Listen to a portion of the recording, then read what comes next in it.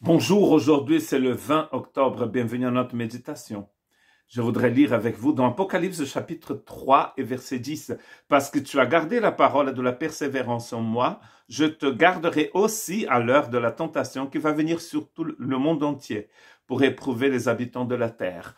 Donc juste quelques chapitres après, deux chapitres après, il va commencer à parler de ce temps qui va venir pour éprouver les habitants de la terre.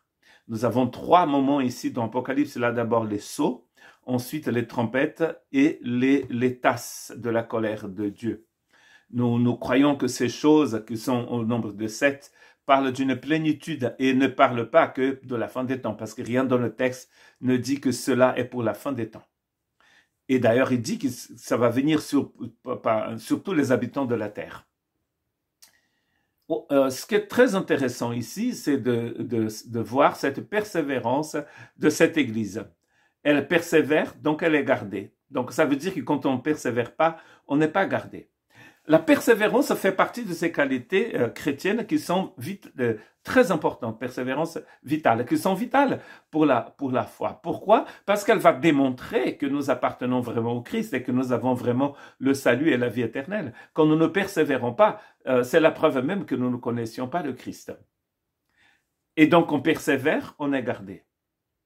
Comme vous lisez Apocalypse, à la suite, vous allez voir que il y aura de temps de tentation, de grandes tribulations, de guerres, de famine, de maladies. C'était prévu, hein? Et donc cela est déjà vrai maintenant. Hein? Nous voyons bien, si vous regardez depuis 2020 ce que s'est passé sur cette planète et qui continue de passer, et vous regardez encore un siècle avant, 2 siècles, 3 siècles, 1000 ans, et vous allez voir que tout cela arrivé déjà. Peut-être il a une intensité plus grande maintenant, mais quand on parle de guerre, est-ce que nous avons connu une décennie sans guerre, un siècle sans guerre, des années sans guerre? Nous avons toujours eu ces choses-là. Ce que Jésus est en train de dire à son Église, c'est que parce qu'elle persévère, elle est gardée.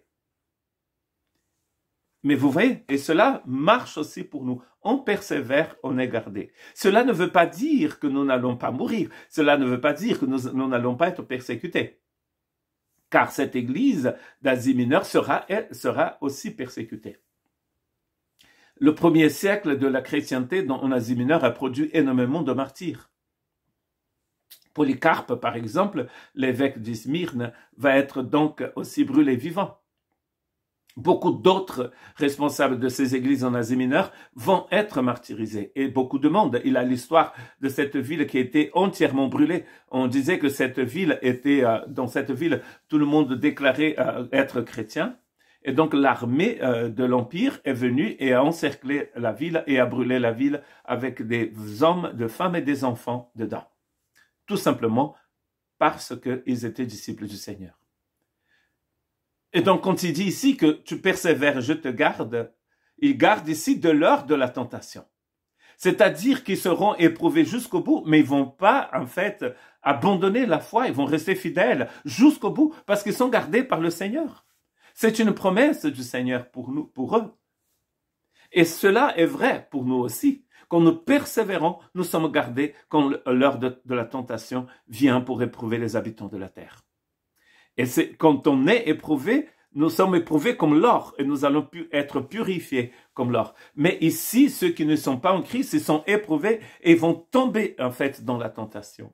Ils vont pas résister à toutes ces choses terribles qui vont venir et qui viennent déjà sur la terre. Combien de personnes abandonnent la foi? Mais en fait, c'est parce qu'ils persévèrent pas. Et pourquoi ils persévèrent pas? C'est parce qu'ils n'ont pas connu vraiment le Christ. Jésus va dire une chose très importante dans dans Jean chapitre 16, verset 33. Je vous dis ces choses afin que vous ayez la paix en moi.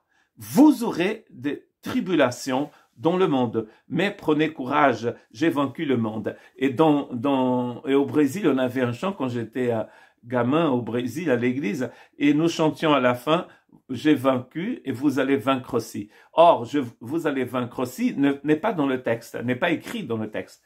Mais l'idée, elle est dans le texte. Ce que Jésus est en train de dire, c'est que vous persévérez, je vous garde. Je vous garde parce que j'ai toute la puissance qu'il faut, j'ai vaincu déjà le monde. Et bien sûr, quand nous sommes en celui qui a vaincu le monde, en celui qui a vaincu l'enfer et la mort, nous sommes plus que vainqueurs. Et cela n'est pas dans Jean 16, 33, mais Paul dit que nous sommes plus que vainqueurs par celui qui nous a aimés. Que Dieu vous bénisse.